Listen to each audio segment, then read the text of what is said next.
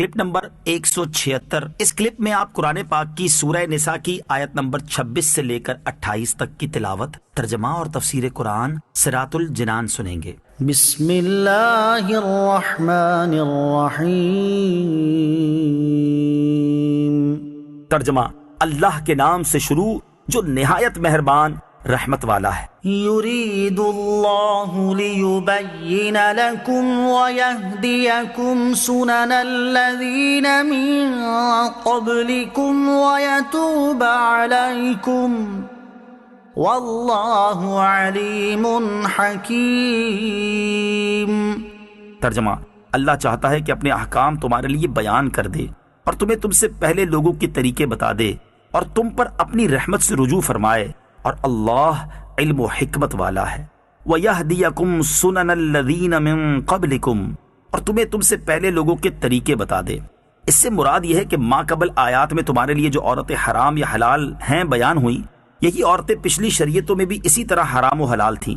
بعض مفسرین کے نزدیک اس سے مراد یہ ہے کہ تمہارے لیے جس کام میں بہتری ہے اللہ تعالیٰ وہ بیان کر دے، جیسا کہ پہلے لوگوں سے بیان کیا تھا۔ اس آیت سے معلوم ہوا کہ گزشتہ انبیاء علیہ الصلوۃ والسلام کے جو شرعی احکام قرآن یا حدیث میں تردید کے بغیر منقول ہوئے وہ ہمارے لیے بھی لائق عمل ہیں، اور جو ممانعت کے ساتھ نقل ہوئے ان پر ہمیں عمل جائز نہیں۔ واللہ یرید ان یتوب علیکم ویرید الذین یتبعون الشہوات ان تمیلوا میلا عظیما۔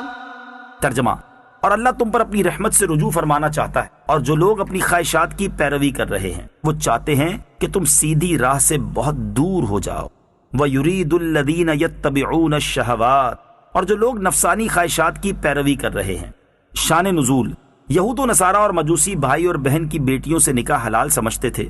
جب اللہ تعالیٰ نے ان سے نکاح کرنے کو حرام فرمایا تو وہ مسلمانوں سے کہنے لگے، جس طرح آپ خالہ اور پھوپھی کی بیٹی سے نکاح جائز سمجھتے ہو جبکہ خالہ اور پھوپھی تم پر حرام ہے، اسی طرح تم بھائی اور بہن کی بیٹیوں سے بھی نکاح کرو۔ اس پر یہ آیت نازل ہوئی کہ یہ لوگ چاہتے ہیں تم بھی ان کی طرح زنا میں پڑ جاؤ۔ یرید اللہ ان یخفف عنکم وخلق الانسان ضعیفا۔ ترجمہ، اللہ چاہتا ہے کہ تم پر آسانی کرے اور آدمی کمزور بنایا گیا ہے۔ یرید اللہ ان یخفف عنکم، اللہ چاہتا ہے کہ تم پر آسانی کرے۔ اللہ عز و جل اپنے بندوں پر آسانی چاہتا ہے، اسی لیے انہیں نرم احکام عطا فرماتا ہے اور کئی جگہ رخصتیں عطا فرماتا ہے۔ لوگوں کی طاقت کے مطابق ہی انہیں حکم دیتا ہے اور ان کے فطری تقاضوں کی رعایت فرماتا ہے۔ لیکن حقیقت یہ ہے کہ انسان فطری طور پر کمزور پیدا کیا گیا ہے، اور اسی فطری کمزوری کا یہ نتیجہ ہے کہ مرد عورت کی طرف بڑی جلدی مائل ہو جاتا ہے۔ اس کے لیے عورت اور شہوت سے صبر دشوار ہے۔ اللہ تعالیٰ نے اپنے بندوں پر رحم فرماتے ہوئے مردوں کے لیے عورتوں سے شریعت کے دائرے میں رہتے ہوئے نفع اٹھانے کی اجازت دی، اور صرف ان عورتوں سے منع کیا جن سے نفع اٹھانے میں فساد عظیم اور بڑے نقصان کا خدشہ تھا۔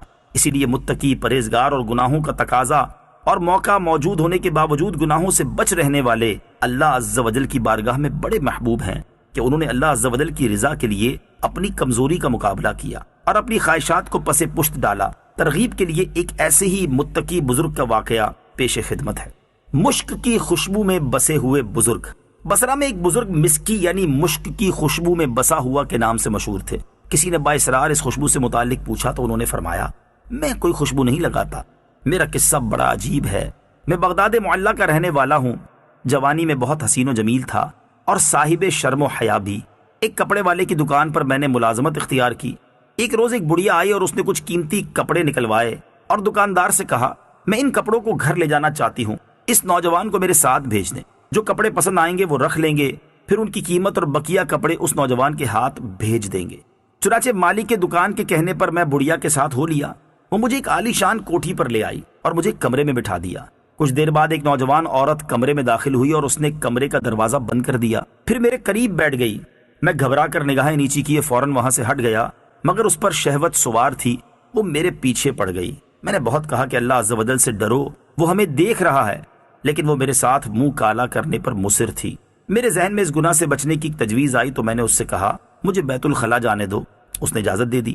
میں نے بیت الخلاء میں جا کر دل مضبوط کر کے وہاں کی نجاست اپنے ہاتھ، منہ اور کپڑوں پر مل لی۔ اب جو ہی باہر آیا تو میری عاشقہ گھبرا کر بھاگی اور کوٹھی میں پاگل پاگل کا شور اٹھا۔ میں نے وہاں سے بھاگ کر ایک باغ میں پناہ لی، غسل کیا اور کپڑے پاک کر کے وہاں سے چل دیا۔ رات جب میں سویا تو خواب میں دیکھا کہ کوئی آیا ہے اور میرے چہرے اور لباس پر اپنا ہاتھ پھیر رہا ہے اور کہہ رہا ہے، مجھے جانتے ہو میں کون ہوں؟ سنو، میں جبرائیل علیہ السلام ہوں۔ جب میری آنکھ کھلی تو میرے سارے بدن اور لباس میں خوشبو آ رہی تھی جو آج تک قائم ہے، اور یہ سب حضرت سیدنا جبریل امین علیہ الصلوۃ والسلام کے ہاتھ کی برکت ہے۔